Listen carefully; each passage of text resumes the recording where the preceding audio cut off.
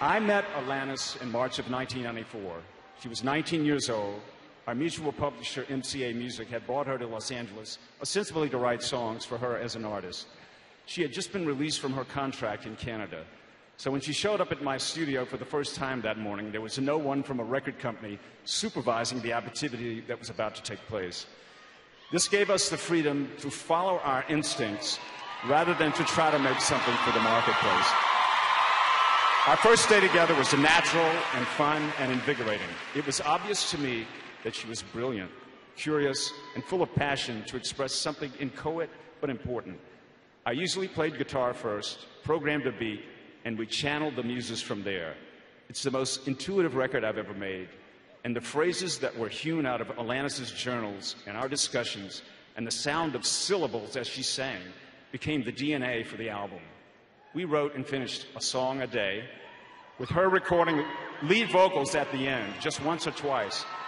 I remain astonished by the fact that there were no barriers between her voice and her intention. Her voice rang like a bell of truth, and the emotional honesty in the room when we created it is something that we managed to capture for all time.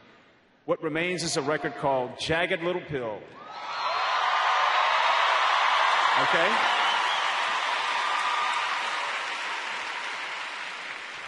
And I must say, hearing it now reminds me that time is relative, because all the energy we invested in it still crackles like it was yesterday.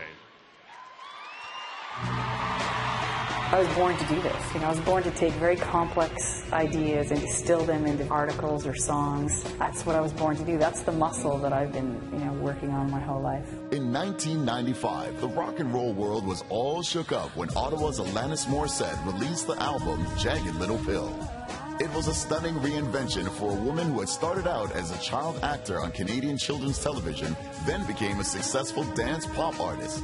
But just at a time when boy and girl bands were beginning to dominate the pop charts, Alanis swooped down like a savior and became rock's avenging angel.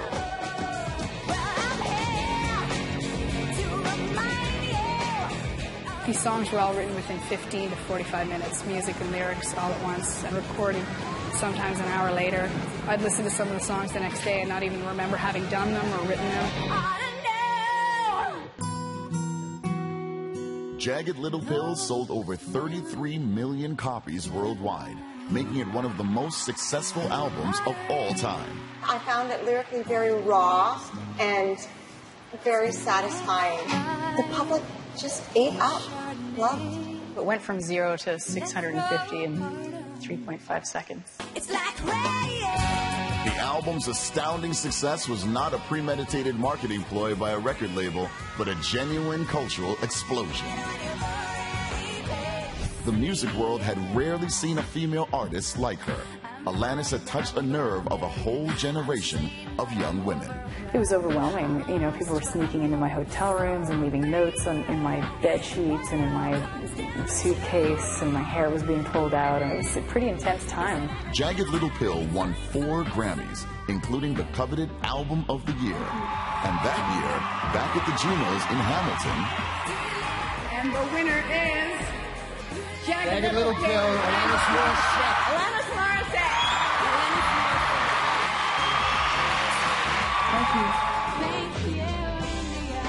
I thought fame would afford great connection, but it actually wound up disconnecting me from people, and I did not like that.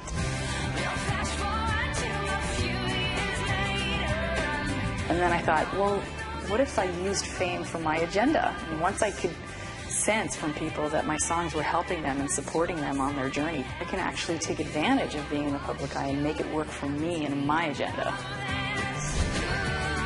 Alanis has had 6 albums crack Billboard's top 10, and 3 of them have hit #1. Alanis, congratulations for being inducted into the Canadian Music Hall of Fame.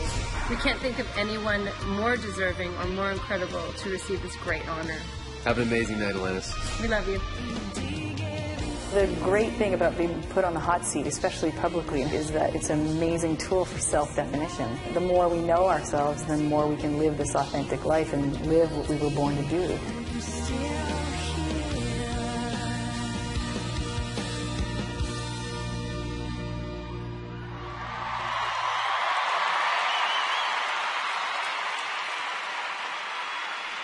Please welcome the newest inductee into the Canadian Music Hall of Fame, Alanis Morissette.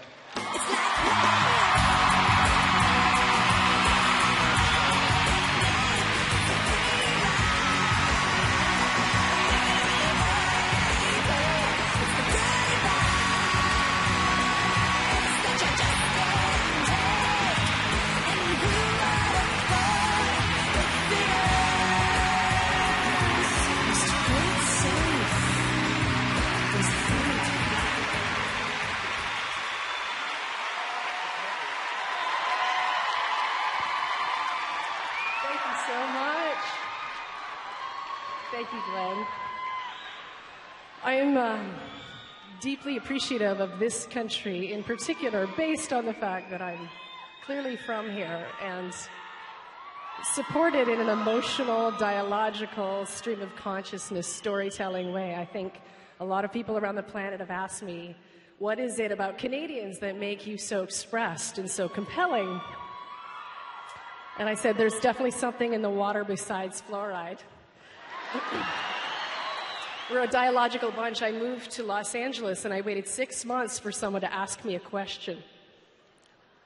So I listened, and then I realized I had to adopt a whole other approach to life, because Canadians are very engaging, very curious, very self-deprecating, very funny. And so I took advantage of the cloth from which I was cut and continue to tell stories. And I feel so touched by how people interpret my songs. There was a woman who came up to me a few months ago, and for a song, Hands Cleans, I had written, she said, I love that story you told about having been in love with your lesbian teacher. And I had been in love with my lesbian teacher, so I was curious about which song she was referencing. But she then said, she told me how much it touched her and deeply moved her, so I didn't correct it, because as an artist, I write for myself in a very self-indulgent way. I think it's our mandatory prerequisite that we indulge. And then once I share it with you, the songs are all yours to interpret as you wish. And I love you, and I thank you, and I thank all the people who have supported me in Canada throughout the many decades. God bless you each. I love you.